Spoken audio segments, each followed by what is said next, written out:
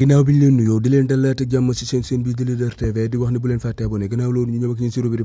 presse nag ñu ngi ci njëkk stade moom ma nga fësal CAF Euro 2022 gannaaw bi nga xamee ni cérémonie boobee nga xam ne doon nañ ko def foofee sa Rabat nekk foofee sa Maroc tànn joueur africain bi gën a xarañ ci wàllu football ñu jox ko ay trophée gannaaw bi nga xamee ni foofee sa Rabat Sénégal la fal na lépp gannaaw bi nga xamee ni Coupe d'Afrique jël na ko 2022 bi moo tax journal bi mi ngi bind di fesal naan Sénégal 2022 bi du ko mës a fàtte ba say journal bi mi ngi bind di fesal l'international sénégalais bii di Sadio Mané journal bi nag mi ngi bind di fesal naan Sadio Mané mi ngi xalaat nu muy def ba jël Ballon d'Or 2023 bi ba tey journal mi ngi bind di fësal naan Pape Makhtar Sarr mi nga xam ne gannaaw bi nga xamee ni moom moo jël trophée bi nga xam ne mooy jeune africain bi gën a xarañ ci wàllu football ci saison bii ñu génne moom Pape Makhtar Sarr mi journal bi mi ngi bind naan Pape Makhtar Sarr mi comme Salah wala ku mel na Hakimi nekk l'international marocain boobu stade dañuy dem Turbine nag moom mi ngi fësal laata l'international brésilien bi ñu gën ko xamee ci Pelé moom Pelé mi nag mi ngi bind benn lettre de Sadio Mané di ko ci féliciter naan ka yow Sadio Mané mi tu as conquis des fans du monde entier yow Sadio Mané sa football bu rafet tax na képp kuy safoo wàllu football da lay bëgg yow Sadio Mané mi continuer si nii nga mel.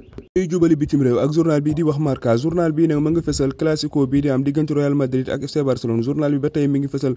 kookee nga xam ne Lewandowski gannaaw bi nga xamee ni ma nga FC Barcelone googee tey jii la premier classico moom diggante moom ak Real Madrid ba tey journal bi mi ngi fesal naan classement à Las Vegas mooy match classement la diggante Real Madrid ak FC Barcelone googee ba tey journal bi mi ngi fesal naan premier grand rendez-vous à la pré-saison mooy tournoi boobee nga xam ni diggante FC Barcelone ak Real Madrid dinañ ci tase tey jii foofee sa Las Vegas. ginnaaw Marca dañuy des foofee sa bitim réew ak journal bi ñuy wax AS moom mi nga fesal ñi nga xam ne ñoo ngi doog a fekk seen classico diggante Real Madrid ak FC Barcelone moo tax journal mi ngi fesal naan faire un jeu di ñu jëf jeu comme ku mel ne Lewandowski mii nga xam ne mi ngi doog a ñëw sa FC Barcelone googee ak Rafinha mais ku mel ne Antonio mii nga xam ne mi ngi doog a ñëw sa Real Madrid googee ak Christensen nga xam ne mi ngi doog a ñëw sa FC Barcelone ku mel ne Kessié tamit nga xam ne mi ngi doog a ñëw sa FC Barcelone googee. dañuy des foofee sa bitim réew ak journal bi di wax sport moom mi nga fesal match classico bii di am diggante Real Madrid ak FC Barcelone ba tey journal mi ngi fesal Lewandowski mii nga xam ne tey jii la premier classico ba tey journal bi mi ngi fesal Martinez mii nga xam ne joueur Atlético Bilbao la mais Martinez mii waa FC Barcelone dañ ko bëgg gannaaw bi nga xamee ni contrat am des na foofee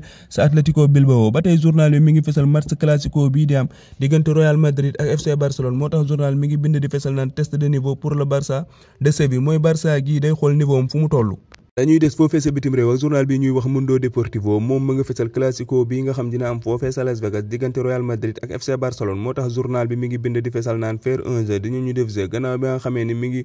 ngi fesal l'international brésilien bi ñu gën ko xam ci Vinicius ak kookee du Lewandowski mi nga xam ne tey jii le premier classico moo tax journal bi mi ngi bind di fesal naan Lewandowski mi ngi fekk diggante Real Madrid ak FC Barcelone classico boo xam ne lu yàgg la ci histoire ñu leen di wax ni bu leen fàtte abonné ba beneen ak yeneen revue de presse jaa ngeen jëf